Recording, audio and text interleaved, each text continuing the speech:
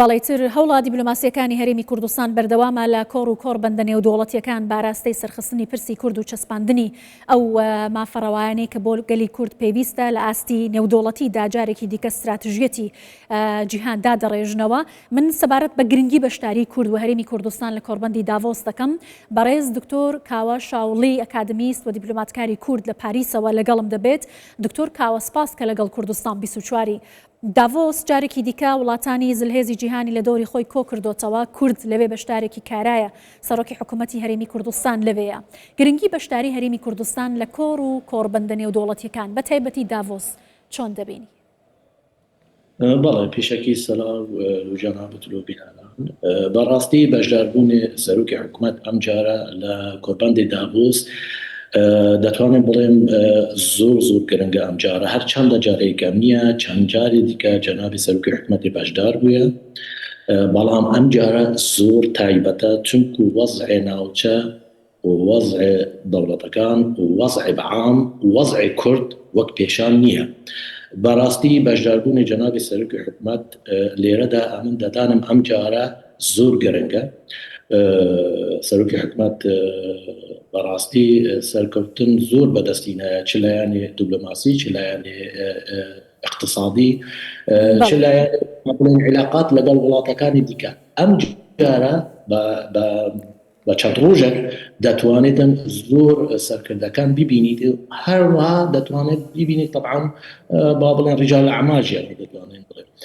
بەڵام لێرەدا داڤۆس هەرچەندە لێرە کەناڵی هەنگوتان زۆر باس کردیە، بەڵام دەتوانم بڵێم ئەم جارە نەوەک جارە دیکەیە، ئەم جارە طبعا دەبیتن هەندێک نامەی کوردەیە دەگەینە سەرکردەکانی جیهان، طبعا گەی جەنابی سەرۆکی حکوومەت.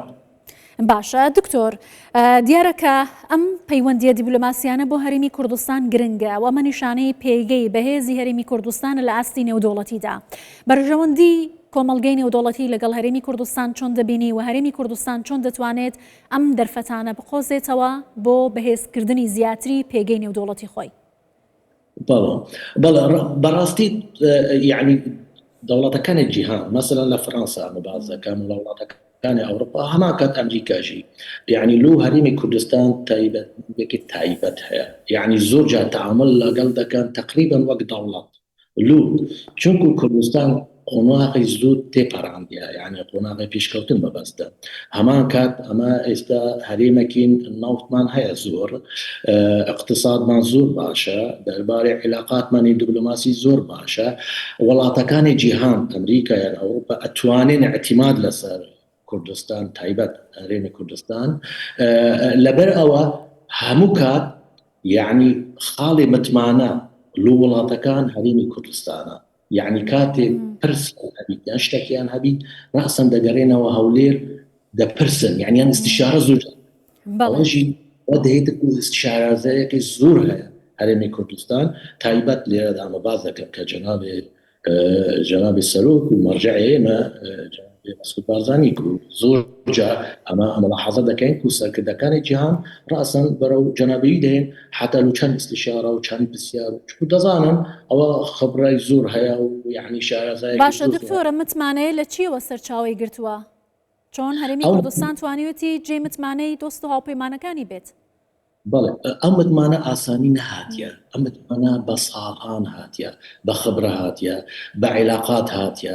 ئەمە ساڵی 26 لە ئەمڕۆ نهاتینە، بڕواتان هەبیت ساڵەکانە 60 و 70 و 80 و 2000 ئەوە هەموو کۆم بووینەوە حتا ئێستا نەگەشتینە ئەو تایبەت. ئەمە دەتوانین بڵێم یعنی ئەم 20 ساڵی ئەخیرەی کە هەوڵیان زۆردا ماندیبوونێکی زۆر، یعنی بەڕاستی چکا من ئاگام لێیە زۆر تشت تایبەت لایەنی لایەنی سیاسی، لایەنی اقتصادی، یعنی با چاوی خۆم دیتە و چەند جاژی بەشدار بووم، با چاوی خۆم دیتە کە جەنابی سەرۆک چۆن بوو، جەنابی سەرۆکی حکوومەت، جەنابی سەرۆکی هەرێم کە چۆن هەوڵیاندایە کە ملەتی خۆیان بگەنە قۆناغێک و بکەنە کاغەزێکی متمانە بەرامبەر ئەم وڵاتەکانی ئەوروپا و ئەمریکا. باشە جگەل لە ڕووە سیاسیەکەیەوە لایەنی ئابووریشی لە کۆڕبەندی داڤۆس گرنگە ڕاکێشانی وەبەرهێنەری بیانی بەرزکردنەوەی ئاستی ئابووری هەرێمی کوردستان و هەروەها ئەو ئامانجە گرنگانەی کە هەرێمی کوردستان هەیەی تا چەندە لەم کۆڕبەندانە دەتوانێت کاریگەری لەسەر ژێرخانی ئابووری هەرێمی کوردستان و وەبەرهێنان لە هەرێمی کوردستان هەبێت.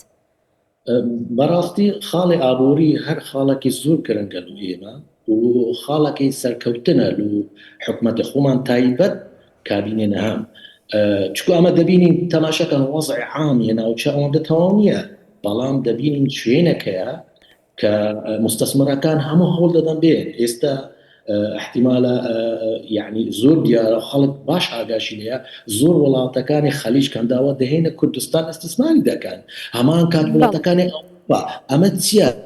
ئەمە معنایەکە ئەم شوێنە جێگەی ئیستیسمارە و ئەم شوێنە جێگەی متمانەیە و جێگەی سەقامگیریە و جێگەیە دەتوانین بەڕێگەی ئێوان ئەم وڵاتاشی بەردەوام پێش بکەویت و دەتوانین ئیستیسماری خوش بکەیت.